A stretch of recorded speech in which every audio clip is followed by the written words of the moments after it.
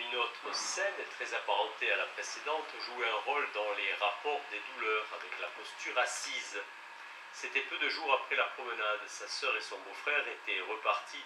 Elle se sentit énervée, nostalgique, se leva tôt et gravit une petite colline, jusqu'à un certain endroit où ils s'étaient souvent rendus ensemble, et d'où l'on avait une vue magnifique.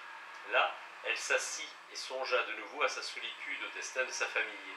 Cette fois, elle m'avoua sans détour avoir ressenti le désir ardent de trouver le même bonheur que sa sœur. C'est au retour de cette méditation matinale qu'elle fut saisie de violentes douleurs, et le soir même, elle prit le bain à la suite duquel ces douleurs s'installèrent définitivement. Nous pûmes en outre établir qu'au début, les douleurs provoquées par la marche et la station verticale se calmaient lorsque la malade était allongée.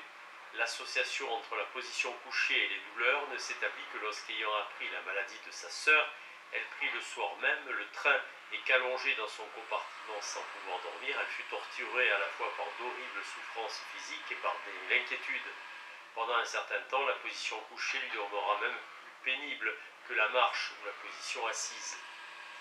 C'est de cette façon que la zone douloureuse s'était élargie par adjonction, d'abord parce que chaque incident pathogène agissait sur une nouvelle région de la jambe, et ensuite du fait que chacune des scènes à retentissement émotionnel avait laissé une trace par un investissement durable des diverses fonctions de la jambe, rendues toujours plus considérables par accumulation.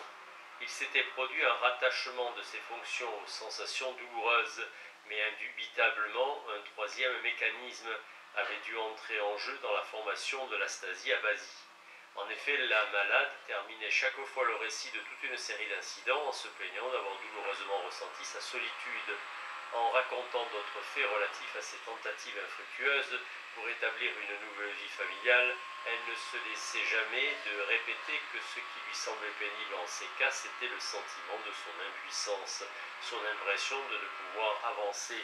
Il fallait bien dès lors attribuer à ces réflexions quelque influence sur la formation de l'abasie et admettre qu'en cherchant directement quelques traductions symboliques de ces pensées pénibles, elle l'avait trouvé dans une intensification de ses douleurs.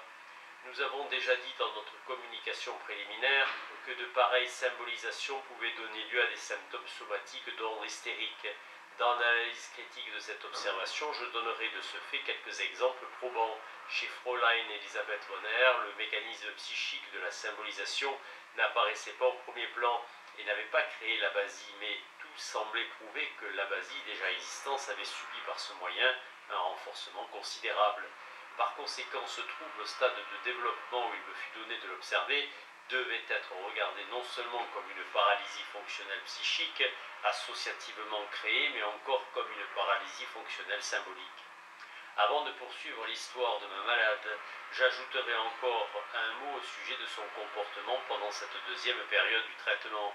Au cours de toute cette analyse, pour provoquer l'apparition des images et des idées, je me suis servi du procédé de pression sur la tête, donc d'un procédé qui n'aurait pu être employé sans la collaboration et l'attention volontaire de la malade.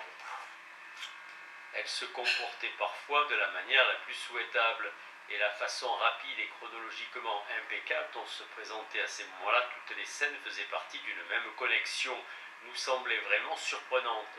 Tout se passait comme si elle lisait un gros volume illustré dont on aurait feuilleté les pages devant ses yeux.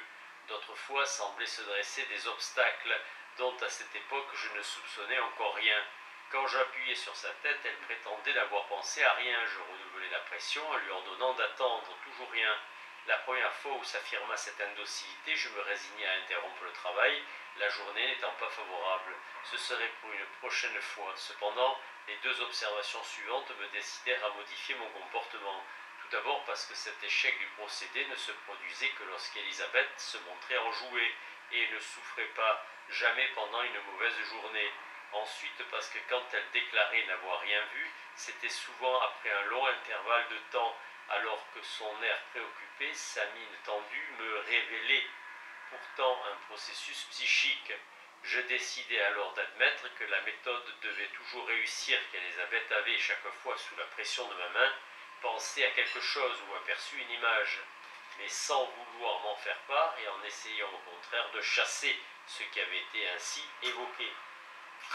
À mon avis, ce silence pouvait être interprété de deux façons. Ou bien Élisabeth exerçait sa critique sur l'idée apparue, la trouvant trop dénuée de valeur ou non conforme à la question posée, ce qu'elle n'aurait pas dû faire, ou bien elle craignait de la révéler, parce que cette confession lui aurait été désagréable. Je procédais donc comme si j'étais absolument certain des résultats de ma technique.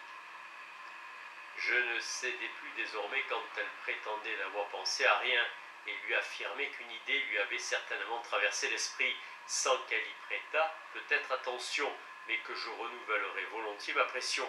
Peut-être aussi pensait-elle que l'idée surgie n'était pas la bonne, mais cela ne la regardait point. Elle devait rester absolument objective et dire tout ce qui lui passerait par la tête, que cela lui convienne ou non. Enfin, je le savais pertinemment, elle avait eu une idée qu'elle ne dissimulait, même si elle ne se débarrassait jamais de ses mots, tant qu'elle me cacherait quelque chose. En insistant ainsi, j'arrivai vraiment à obtenir qu'aucune pression ne demeura inefficace. Je fus forcé de reconnaître que j'avais eu une vue exacte de l'état des choses, et grâce à cette analyse, j'acquis une confiance totale dans ma technique. Il advint quelquefois qu'elle ne parla qu'après ma troisième pression, mais en pareil cas, elle ajoutait spontanément « J'aurais pu vous raconter ça dès la première fois ». Et alors, pourquoi n'avez-vous pas parlé tout de suite? J'ai pensé que ce n'était pas ce que nous cherchions encore, j'ai cru que je pouvais l'éviter, mais chaque fois j'y ai repensé. Au cours de ce travail pénible, j'appris à attribuer une grande importance à la résistance dont faisait preuve la malade lors du rappel de ses souvenirs. Et je groupais soigneusement les occasions où cette résistance se manifestait de la façon la plus évidente. J'en viens maintenant à l'exposé de la troisième période du traitement. L'état de la malade s'était amélioré et soulagé psychiquement. Elle était devenue capable d'agir. Mais de toute évidence, les douleurs n'avaient pas disparu et revenaient de temps en temps avec la même intensité qu'autrefois. Le succès thérapeutique incomplet était proportionnel à l'analyse incomplète, et je ne savais pas encore exactement à quel moment et par quel mécanisme les douleurs avaient été créées. Durant la deuxième période, au rappel de diverses scènes, tandis que j'observais la répugnance de la malade à parler, un certain soupçon avait germé dans mon esprit, et je n'osais encore régler sur lui ma façon de procéder. Ce fut une observation fortuite qui me décida. J'étais un jour en train de travailler avec ma malade, et quand nous entendîmes dans la pièce voisine résonner des pas d'homme, et une voix agréable qui semblait poser des questions. Ma patiente se leva alors et me demanda d'interrompre la séance, car c'était son beau-frère qui la demandait. Jusqu'à ce moment-là, elle n'avait pas souffert. Mais après cette interruption, sa physionomie et sa démarche révèlent l'apparition soudaine de violentes douleurs. Mes soupçons se trouvèrent renforcés et je résolus de provoquer un éclaircissement décisif. Je l'interrogeai donc sur les circonstances et les causes de la première apparition des douleurs. Ses pensées s'attachèrent alors à ses vacances dans la ville d'Eau où elle est allée avant son voyage à Ganstein, et certaines scènes surgirent que nous avions déjà plus superficiellement traitées auparavant. Elle parla de son état d'âme à cette époque, de sa lassitude après tous les soucis que lui avait causé la maladie ophtalmique de sa mère et les soins qu'elle lui avait donnés à l'époque de l'opération. Elle parla enfin de son découragement final, en pensant qu'il lui faudrait, vieille fille solitaire, renoncer à profiter de l'existence et à réaliser quelque chose dans la vie. Jusqu'alors, elle s'était trouvée assez forte pour se passer de l'aide d'un homme. Maintenant, le sentiment de sa faiblesse féminine l'avait envahie, ainsi que le besoin d'amour, et alors, suivant ses propres paroles, son être figé commença à fondre. En proie à un pareil état d'âme, l'heureux mariage de sa sœur cadette fit sur elle la plus grande impression. Elle fut témoin de tous les tendres soins dont le beau-frère entourait sa femme, de la façon dont ils se comprenaient d'un seul regard, de leur confiance mutuelle. On pouvait évidemment regretter que la deuxième grossesse succédât aussi rapidement à la première, mais sa sœur, qui savait que c'était là la cause de sa maladie, supportait allègrement son mal en pensant que l'être aimé en était la cause. Au moment de la promenade, qui était étroitement liée aux douleurs d'Élisabeth, le beau-frère avait tout d'abord refusé de sortir, préférant rester auprès de sa femme malade. Mais un regard de celle-ci, pensant qu'Élisabeth s'en réjouirait, le décida à faire cette excursion. La jeune fille resta tout le temps en compagnie de son beau-frère. Ils parlèrent d'une foule de choses intimes, et tout ce qu'il lui dit correspondait si harmonieusement à ses propres sentiments qu'un désir l'envahit alors, celui de posséder un mari ressemblant à celui-là. Puis ce fut le matin qui suivit le départ de la sœur et du beau-frère qu'elle se rendit à ce site promenade préféré de ceux qui venaient de partir. Là, elle s'assit sur une pierre et rêva à nouveau d'une vie heureuse comme celle de sa sœur et d'un homme comme son beau-frère qui saurait capter son cœur. En se relevant, elle ressentit une douleur qui disparut cette fois-là encore, et ce ne fut que dans l'après-midi qui suivit un bain chaud pris dans cet endroit que les douleurs réapparurent pour ne plus la quitter. J'essayai de savoir quelle pensée l'avait préoccupée dans son bain. Je ne pus apprendre qu'une seule chose, c'est que l'établissement de bain l'avait fait se souvenir de ce que le jeune ménage y avait habité. J'avais compris depuis longtemps de quoi il s'agissait. La malade, plongée dans ses souvenirs à la fois doux et amers, paraissait ne pas saisir la sorte d'explication qu'elle me suggérait et continuait à rapporter ses réminiscences. Elle dépeignait son séjour à Garnstein et l'état d'anxiété où la plongeait l'arrivée de chacune des lettres. Enfin lui parvint la nouvelle de l'état alarmant de sa sœur, et Elisabeth décrivit la longue attente, le départ du train, le voyage fait dans une angoissante incertitude, la nuit sans sommeil, tout cela accompagné d'une violente recrudescence des douleurs.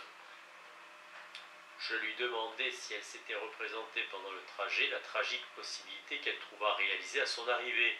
Elle me dit avoir fait l'impossible pour chasser cette idée, mais sa mère, croyait-elle, s'était dès le début attendue au pire. Suivit le récit de son arrivée à Vienne. Elle décrivit l'impression causée par les parents qui les attendaient à la gare, le petit trajet de Vienne à l'approche banlieue où habitait sa sœur, l'arrivée le soir, la traversée rapide du jardin jusqu'à la porte du petit pavillon, la maison silencieuse et plongée dans une angoissante obscurité, le fait que le beau-frère ne vint pas à leur rencontre, puis l'entrée dans la chambre où reposait la morte, et tout à coup l'horrible certitude que cette sœur bien-aimée était partie sans leur dire adieu, sans que leurs soins eussent pu alléger ces derniers moments. Au même instant, une autre pensée avait traversé l'esprit d'Elisabeth, une pensée qui, à la manière d'un éclair rapide, avait traversé les ténèbres, l'idée qu'il était redevenu libre, et qu'elle pourrait l'épouser. Tout s'éclairait, les efforts de l'analyste étaient couronnés de succès à cette minute, ce que j'avais supposé se confirmer à mes yeux, l'idée du rejet, une représentation insupportable, l'apparition des symptômes hystériques par conversion d'une excitation psychique en symptômes somatiques, la formation par un acte volontaire aboutissant à une défense d'un groupe psychique isolé. C'était ainsi et non autrement que les choses s'étaient ici passées. Cette jeune fille avait éprouvé pour son beau-frère une tendre inclination, mais toute sa personne morale révoltée avait refusé de prendre conscience de ce sentiment. Enfin, lorsque cette certitude s'était imposée à elle pendant la promenade faite avec lui, pendant sa rêverie matinale, au bain et devant le lit de sa sœur, elle s'était créée des douleurs par une conversion réussie du psychisme en somatique. À l'époque où j'entrepris son traitement, l'isolement du groupe d'associations relatives à cet amour était déjà fait, accompli. Sans cela, je crois qu'elle ne se serait jamais prêtée au traitement. La résistance qu'elle opposa maintes fois à la reproduction des scènes traumatisantes correspondait réellement à l'énergie mise en œuvre pour rejeter hors des associations l'idée intolérable. Toutefois, le thérapeute fut en proie à bien des difficultés dans le temps qui suivit. Pour cette pauvre enfant, l'effet de la prise de conscience d'une représentation refoulée fut bouleversante. Elle poussa les hauts cris lorsqu'en termes précis je lui exposai les faits en lui montrant que depuis longtemps elle était amoureuse de son beau-frère. À cet instant, elle se plaignit des plus affreuses douleurs et fit encore un effort désespéré pour rejeter mes explications. Ce n'était pas vrai, c'était moi qui le lui avais suggéré, c'était impossible, elle n'était pas capable de tant de vilenie, ce serait impardonnable. Il ne fut pas difficile de lui démontrer que ses propres paroles ne laissaient place à aucune autre interprétation, mais il me fallut longtemps pour lui faire accepter mes deux arguments consolateurs, à savoir que l'on n'est pas responsable de ses sentiments et que dans ces circonstances son comportement, son attitude, sa maladie témoignaient suffisamment de sa haute moralité.